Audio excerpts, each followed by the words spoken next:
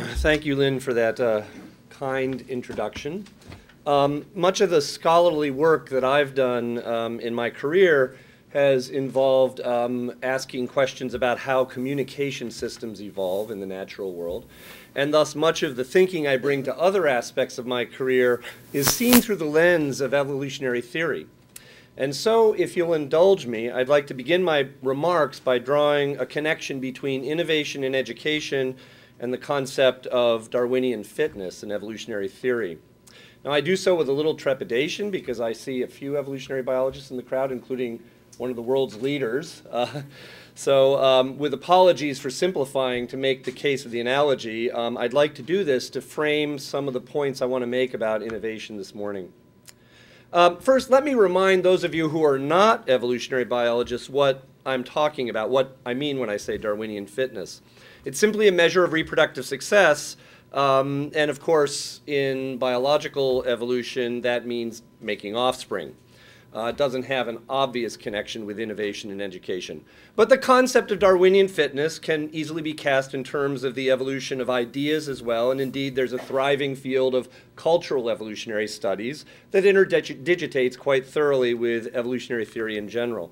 The key difference is that what's at stake for biological evolution is the production of more babies, actually technically the inclusion of more genes of yours into the next generation's gene pool, while what's at stake in cultural evolution is the transmission of lasting ideas, what Richard Dawkins refers to as memes, that transmission to future generations. And you can see, I'm sure, how this is getting a little bit closer to what we're interested in talking about here. So, if we think of Darwinian fitness in cultural terms, then reproductive success really has to do with the success of ideas taking hold and having lasting impact and value. And this leads me to the first point I want to make, which is that like Darwinian fitness in a biological sense, innovation in education has to be seen as both relative and local.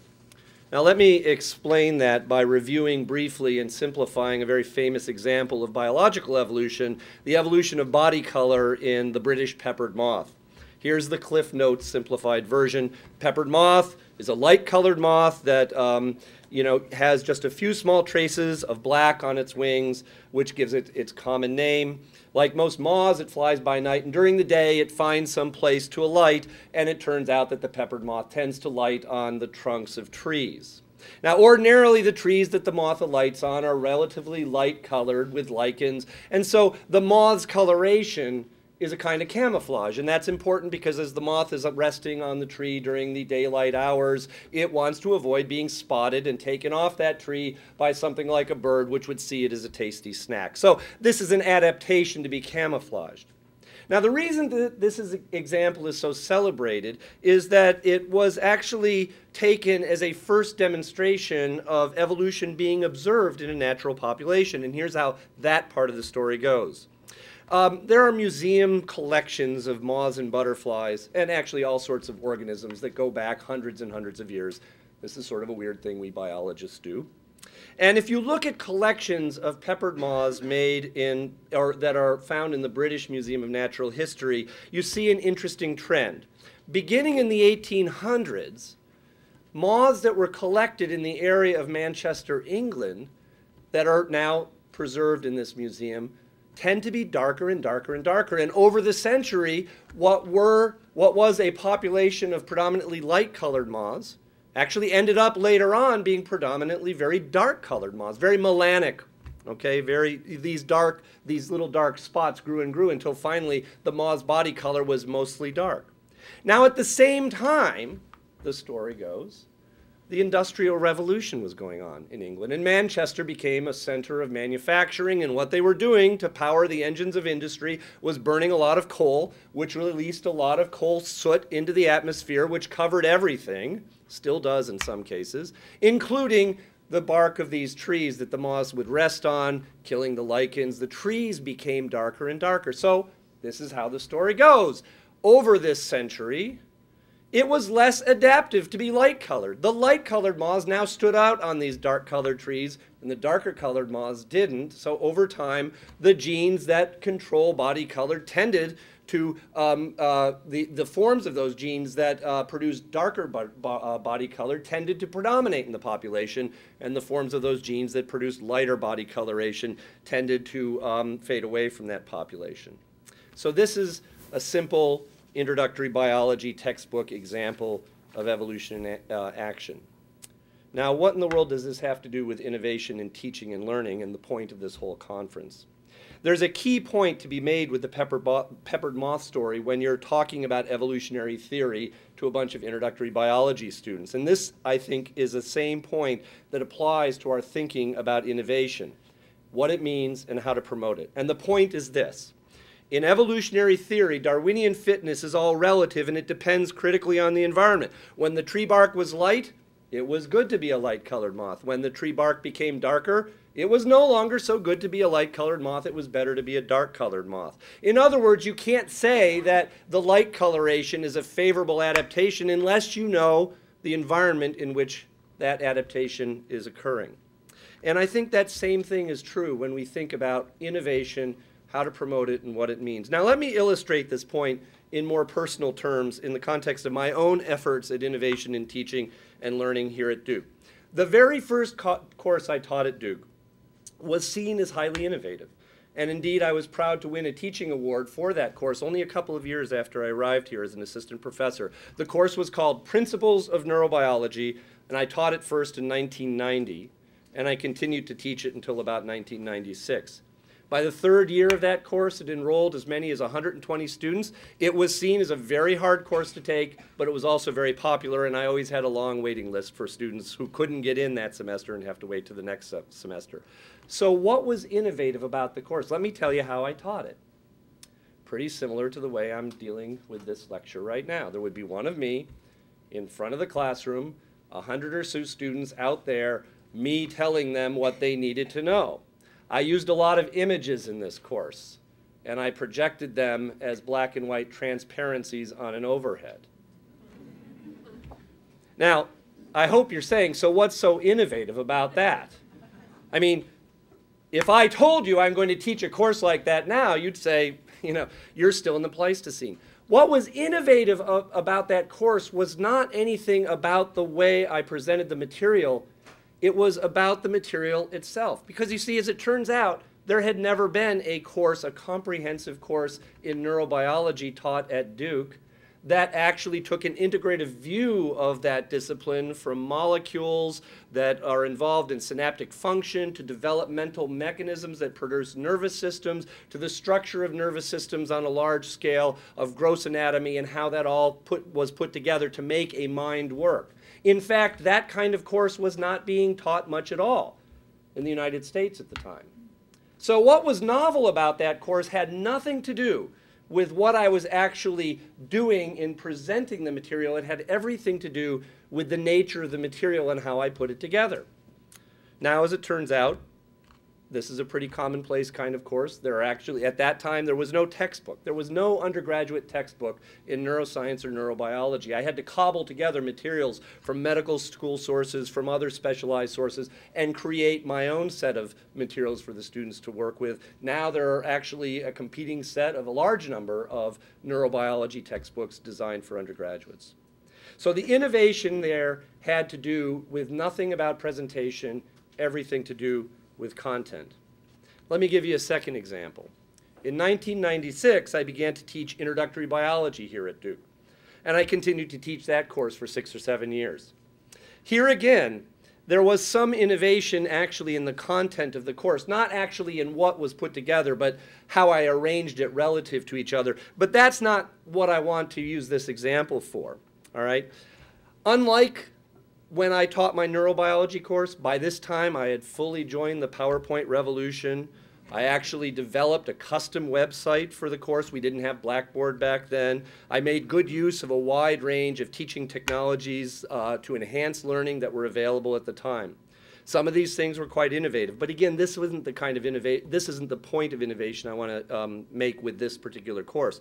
What was innovative about this course had to do specifically with the structures put in place literally the logistic structures put in place to enable me to use what I knew were good teaching practices. And this had to do with how one thought about using the teaching assistants associated with the course as mentors, as opposed to just somebody who would keep track of the labs and make sure all the students handed in their work on time. Now, I don't have time to go into detail about this, but in essence, what I was able to do, with help from the Duke administration, to be honest, was to restructure our use of TAs so that each TA was responsible for only 12 students. And then I broke up the time that I would have these students and TAs working in the week so that we didn't just have the traditional lab and lecture followed by a lab, but I created another slot in the week, a seminar period, an hour-long seminar time, that those TAs, mentors we actually called them, we wanted to lose this TA thing, those mentors would work with those 12 students doing small group-based active learning cooperative exercises where we problematized the material that they were supposed to be learning and put them in a context where they could be working with that material hands-on in a team-based fashion to try to consolidate what they were supposed to be learning in the lab. This actually drove the registrar nuts because how can you, you're teaching an introductory science course. There's 3 lectures in a lab, right? No, actually, I want to have a shorter period here that we'll call a lab, and I want to have yet another period of time. Well, the registrar at the time, after he got over it, actually helped us do this. It actually drove a few of my colleagues at the time nuts that you would want to change things this way. But it was a very important innovation because up to that point, the challenge of this course was that there would be one of me and maybe 250 students, right? And there was no way that I could clone myself, so I had to figure out a way to actually enhance the value of those teaching assistants, those mentors. And I'll say one other thing that was innovative about that course is that we realized at the time that we couldn't just take a graduate student or a recent graduate and say, okay, go ahead and be a teacher. So the other structural part of the innovation of this course had entirely to do with creating a separate teacher training program, figuring out how to fund it, so we would pay those mentors to be involved in it, that not only included a week-long run-up before the semester started, but ongoing touching of those mentors throughout the semester, not just to check up on how they were doing, but to continue to provide them with background and training so that they could do their jobs as mentors and allow me then to introduce not innovative, but well-established active learning teaching ideas into that context. So in this case, it wasn't about the content, and it wasn't about my presentation. It wasn't about the PowerPoints or whatever I was doing in front of a class. It was entirely about thinking differently about how you could structure a course from the ground up. Now let me go back to my evolutionary biology analogy to make what I think are a couple of important points. Neither of the examples that I've given you from my own work are particularly innovative from a perspective we might take here and now in the context of a conference sponsored by a Center for Instructional Technology at the outset of the 21st century. But just as Darwinian fitness depends on the environment an organism finds itself in, remember light-colored moths only do well if it's light-colored bark, so too whether an innovation in teaching is useful or successful or even innovative depends entirely on the context that the teacher finds his or herself in. So the point I want to emphasize here is that we have to frame our understanding of innovation and how to promote it in the local context of where that innovation needs to occur. I'm going to come back to that because there's another important follow-on point that I'll make at the very end. But now I want to make a second point from these examples, again with allusion to evolutionary theory, and that is that useful and productive innovation can occur along very different dimensions in what we do as teachers and what students do as learners. Right? Now, in my moth example, the trait in question was body color. And the darker moths, when the bark turned dark, would do better because they would be eaten as, less often and thus reproduce less often. But any number of other traits could have accomplished something similarly. Imagine that the moths changed their behavior. Instead of alighting on the bark, they found little nooks and crannies, in the crotches of branches to alight on. That might have achieved the same end. it's not that there was only one adaptation that could have been advantageous. There could be a number of adaptations. So in the example of my neurobiology course, there the innovation was assembling a novel kind of content to create a new coherency to the way information was put together. In the example of my introductory biology course, there the innovation, the adaptation was strictly structural, to create a novel structure that would enable established good teaching and learning practices. Now let me give you one more example of a kind of innovation I've pushed in my own teaching in recent years. This represents a very different kind of trait, with finger quotes, along which innovation can occur. And it's actually less about innovation in teaching and learning and more about how to sustain a passion and a vision for innovation. Because a key thing here is that the innovators need to remain innovative. You can't just innovate and then stop. You have to do it constantly. All right, we all keep our creative juices flowing in different ways. For me, I found that making my teaching as relevant as possible to the real world is a great motivator to continue to push me how to think about being a better teacher, how to think about making the learning environment better for my students.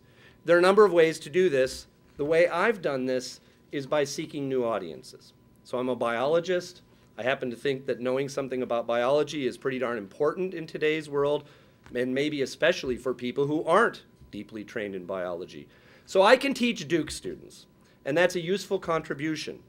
But what about all of those people out there who, for example, took a biology course or never took a biology course if they did so 20 or 30 years ago? Biology is completely different. In fact, one might even argue that 20 or 30 years ago it was largely an observational descriptive science, and now it's really moved on. We know so much more about how biology works and what it means for our world now than we did before.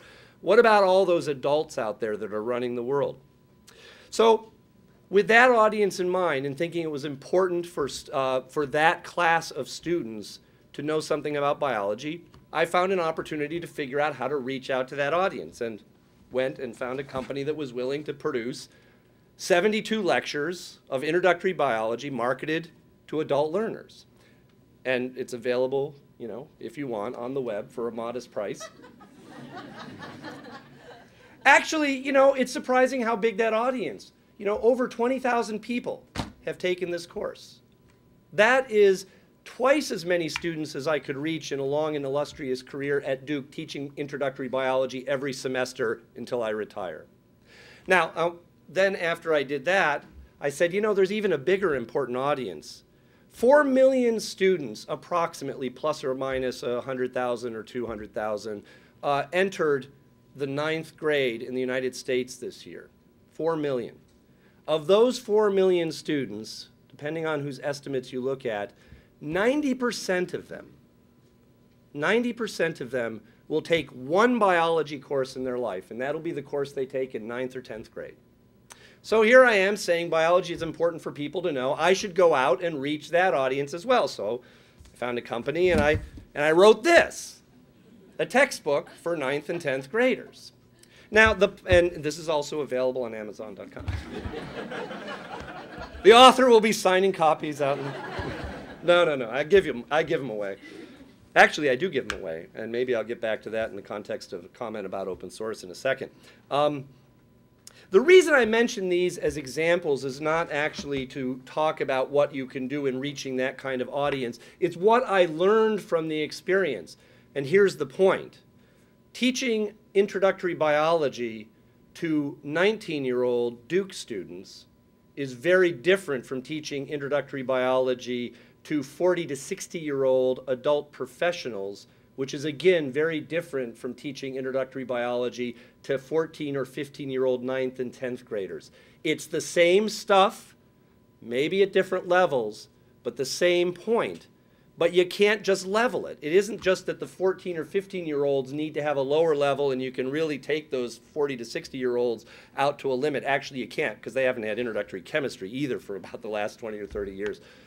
The point is that you have to reach those audiences in very different ways. You have to understand how to make the information relevant and accessible to them in very deeply different ways. Now, the value of that for me, and what I've gotten out of that, is to realize that there is a broad range on a meta level of the way that I can learn how to communicate in a teaching and learning context with different audiences.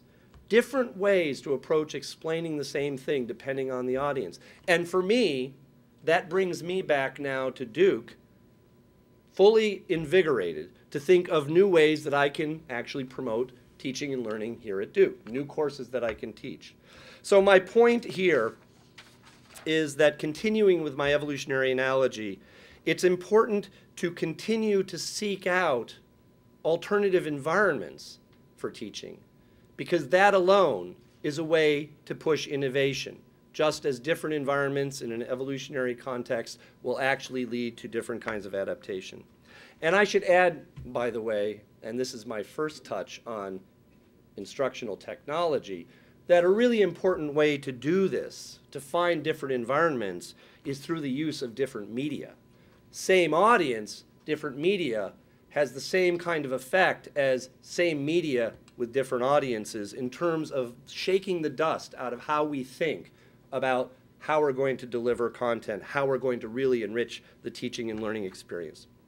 Now, up to this point, I've used evolutionary biology as an analogy for thinking about innovation in teaching as kind of an adaptation. And the key point I've made is that innovation is context dependent and relative. Now, there's another way in which I think evolutionary theory can help frame our thinking about innovation in teaching that I'd like to turn to next. This is not really an additional dimension to the analogy, but what I think is actually a useful application of evolutionary thinking applied to the goal of promoting innovation. And that is by approaching that is to say, if you approach the issue as an evolutionary biologist might, you can gain some insight into how to approach thinking about promoting innovation in teaching and learning. And one of the fundamental ways that evolutionary biologists approach a problem is to try to understand what selective forces are in play. If you understand how selection acts on a system, then you might be able to understand or predict how that system can and will change over time. Right? Now, in the peppered moth example, the major selective force at play was thought to be predation. Right? So what can we identify as selective forces that are acting on teaching and learning in the work we do? Right? Can we identify what those are? Because if we can understand what those selective forces are, we're better prepared to know where and how we should be pushing innovation. Right? To put this another way, if we invest in some innovation, it sure would be good to know if we could reliably guess that in advance whether that innovation is really going to matter. Knowing the selective forces helps us better make such predictions. Now, there are a wide range of selective forces acting on American higher education today, ranging from changes in the backgrounds and expectations of our students and what they bring to the classroom, to looming government regulations surrounding accountability and assessment that could be imposed on us from the outside. I want to highlight just two selective forces that I think are particularly important for us to think about, both of which fall squarely within the theme of this year's CIT Showcase, which is learning beyond the classroom. The first of these is the inevitable transition in the supporting materials we use and how we deliver them in our teaching and learning from static, proprietary media, such as textbooks, to more dynamic and configurable open source materials. Consider the textbook I just showed you. This sort of thing is a dying breed. It's static, it's non-customizable, it's heavy, it's expensive, right? And in fact, one of the things I'm thinking about right now is how to figure out how to convert this into something that is less linear, more dynamic, more customizable, more readily accessible. And it's a little bit of an interesting challenge working with a company that wants to make money on this to figure out how you can do that. We've made some progress. All of the digital ancillary materials associated with this program are freely open online materials. You don't need a password. If you go to ClassZone.com, all the labs, all the quizzes, all the exercises, all freely available. Big step. But I still got stuck with this static thing. So that's the next step. Now, I don't want to dwell on this issue of open educational resources, and that's because, as you know, this afternoon's plenaries are explicitly going to address that with Joel Thurstein from Rice University and Connections and Michael Bosey from Flat World Knowledge.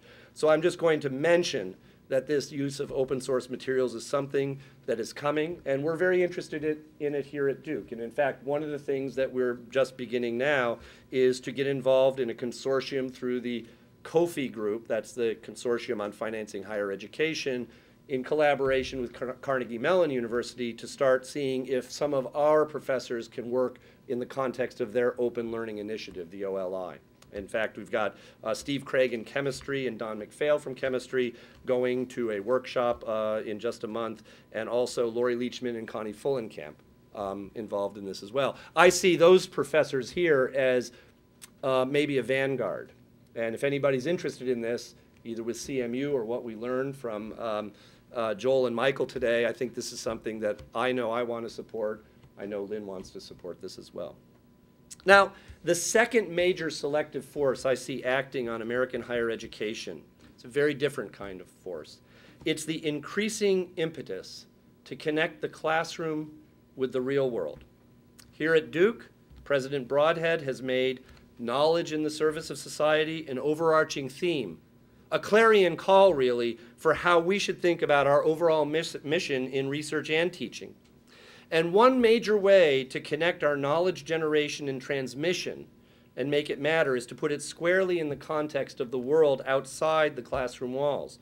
Or a way I like to think of this is to simply make the walls of the traditional classroom go away. There are 1,000 ways to connect the classroom with the real world, and of course we're all doing this probably in at least 100 ways at Duke and at the other institutions who are represented here. And I know that we will see good examples of this actually in some of the showcase presentations today. But we always need to do more. So I want to mention actually 3 examples briefly of what's happening here at Duke that I think illustrate a range of creative thinking for what we can bring to connecting our teaching and learning with the real world. One of these examples is a program called the Reader Project that we've had running for a couple of years now through collaboration with the Thompson Writing Program and the Alumni Association. The second example is a program that we call our Winter Forum, the first of which we just ran this year. And the third example is something that hasn't run yet. In fact, there'll be a presentation. Is Susan Lozier here yet? By Susan Lozier when she arrives later on. And this is an idea that a group of faculty on the Committee on Undergraduate Education here at Duke developed called Duke Immerse. Okay, let me describe very briefly the Duke Reader problem. And if I get it wrong, you can jump in and correct me. It's important for students to learn how to write. We all know that. And we do a lot to try to help our students understand how to learn how to write. How can we connect that to the real world? Well, one way we can do it is to have the real world evaluate the writing that our students do. And a way we can do that here at Duke, or the way we are starting to do that here at Duke, is by using our alumni base to be evaluators on our students' writing. Now, we're not asking the alumni to go in and copy edit materials, but imagine we've got a course in public policy. And one of the things that needs to be done in that course is to write a position paper or a white paper or a brief. So let's have somebody who actually is in Washington who writes briefs for a living read the brief that the student has written. We send it to her. She reads it. She's not asked to correct it in detail, but rather she's asked simply to react to it as a professional in the real world. And we make it really easy because we provide, a digital link up between the reader and the student to allow it just to be a conversation. And the conversation might go something like this: I didn't understand the point you were making in the first paragraph. Not, you really should have said which rather than that there. It's just, I didn't understand, I didn't get it. You really need to be more focused when you bring this conclusion in. I read that there were 3 points coming and I only saw 2. That sort of thing, and that is extremely valuable information because it's a real world person reacting as real world people would do in the workplace about communicating through writing. So we're very excited about this project, and it's in its, second year now? Third year, and we're trying to make sure we stabilize our funding for it and expand it as we can. Here's the second example. This is I'm going to describe this just in a little bit more detail. It's a program we are calling our Winter Forum. Now, the origin of the Winter Forum came from a group of faculty and students and administrators who were charged with asking, how can we find novel ways to connect our students with global problems? We send our students to study abroad. We try to get students from other countries to study here. We have faculty exchanges. But can we build on that? And an idea that emerged from that was to create a 2.5-day conference. Not sure if that's the right word. A 2.5-day set of activities. I'm not sure that's the right word. The fact that I'm not sure of what the right word to use is here is actually illustrative of what we tried to do here. If you know of the Renaissance weekends that run, maybe it's a Renaissance weekend. What happens at one of those? You get a bunch of real-world people, a bunch of smart people together, and they talk about real-world problems. So what we did in our first, and our idea here is that every year we would have a 2.5-day conference that runs 2.5 days before the beginning of the spring semester, and we would have one of our schools or our interdisciplinary institutes each year sponsor a conference on a particular topic, explicitly a topic of global significance, explicitly a topic that was cross-disciplinary, and explicitly in a context that would put those students working with faculty and the shakers and movers of the real world to solve problems.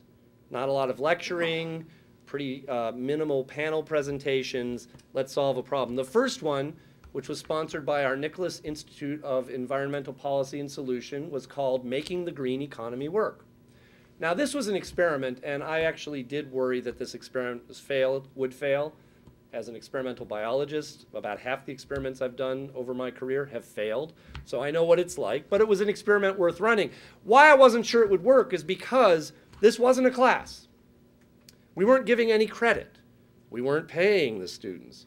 We were asking them to come back from their winter break 2.5 days earlier. Oh, and also we were asking them to do work over their winter break, and in fact, even at the end of the fall semester, to prepare for this. All we were offering the students was an environment in which they could work cheek by jowl with faculty from across the university and with an equal number of people from the real world to solve some problems. How do you make a green startup work? How are we going to solve global negotiations about regulating carbon emissions? These were the real problems. These are real problems. We're not making this up, right? So the students did a variety of things, such as, for example, have a startup challenge where they'd worked on this beginning in December, and then when they came together, they had a focused 2.5 days working with faculty and people like, for example, forgetting his first name now, Don Halliday, but the former CEO of DuPont, now retired from DuPont, but widely credited as making DuPont an example of how to green a corporation, a major corporation.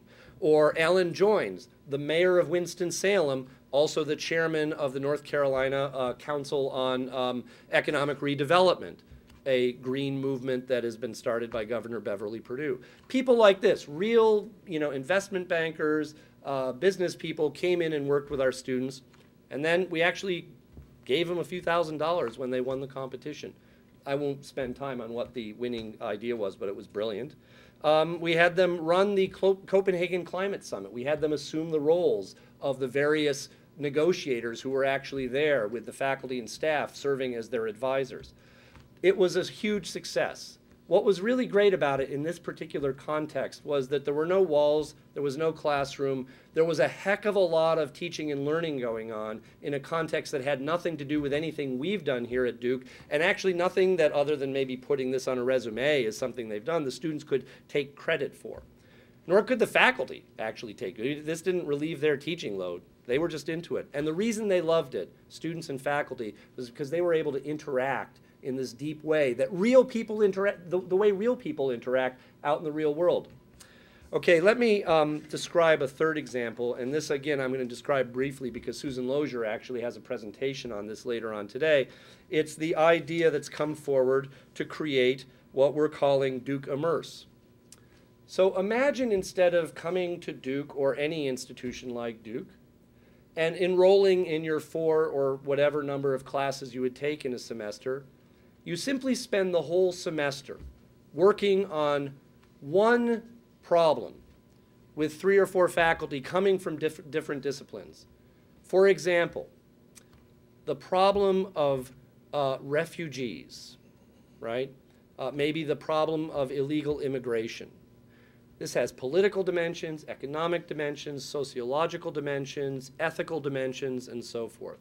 So instead of taking a course in ethics that talks about this, and a course in sociology that talks about it, and a course in political science that talks about it, get those teachers together in the same room with the same group of students so that what they're doing over the semester is one big integrated problem-solving learning exercise. This is going to be hard to do. How do we map this onto our curriculum? How do we give them course credit? How do we incentivize the faculty? And if we take those faculty out of what they're normally teaching in their departments, how do we make that work? I don't know the answers to that, but when this idea came forward from this group of faculty, I said, let's see if we can find answers to that, right? Because this is an example of an innovation, again, that completely challenges the way we think of the classroom. Are we going to be able to do it? I sure as heck hope so. Maybe as soon as next year. And Susan Lozier will tell you more about that later today, if you're interested. Well, let me conclude with one last point about innovation in education, going back a final time to the evolutionary analogy I began with, realizing that I'm now maybe torturing this analogy, but it's an important one. Very common mistake made by students who are thinking about evolutionary biology for the first time is that they tacitly assume that given enough time, evolution by natural selection, through its effect on differential Darwinian fitnesses of organisms and populations, will eventually reach some pinnacle of perfection.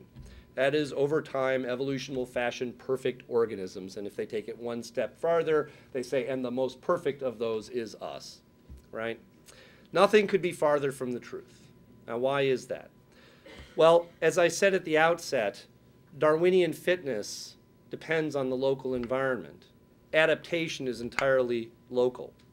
Organisms can never be said to be perfect because the environment is changing all the time.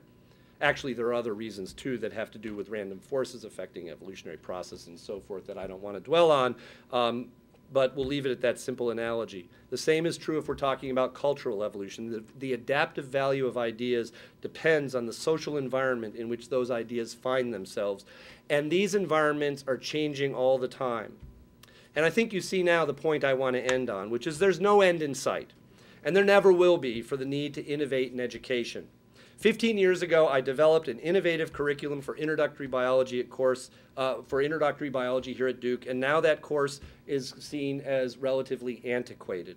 And as a result, Dan Keyhart and my colleagues in biology are spearheading a whole new approach to the same set of issues. Does that mean I got it wrong? No, it's just that both the discipline and the students have moved on. What was innovative then is no longer innovative now. And I have no doubt that in some number of years, what Dan and his colleagues are doing will also be seen as antiquated. Now, the reason I emphasize this is that it's important to think about innovation, not just locally, but I'm going to add something else, which is not really a very evolutionary thought, but within a very big tent, right? We need to understand how to choose the innovations we're pushing. We need to be constantly reinforcing the desire to innovate on our own, and we need to not just jump on what is hot right now, right? Today's iPad is going to be tomorrow's Blackboard, and I mean the black thing, not the software program, at some point in the future. So that means that what we really need to do, we as administrators, we as people who are interested in innovation, is to create an environment in which innovative ideas are not just rewarded and spread, but actually in which they're constantly generated. And that is what I see above all as the goal of this CIT showcase. So with that, I want to thank Lynn O'Brien and her colleagues for making this happen, and I want to thank you for your attention.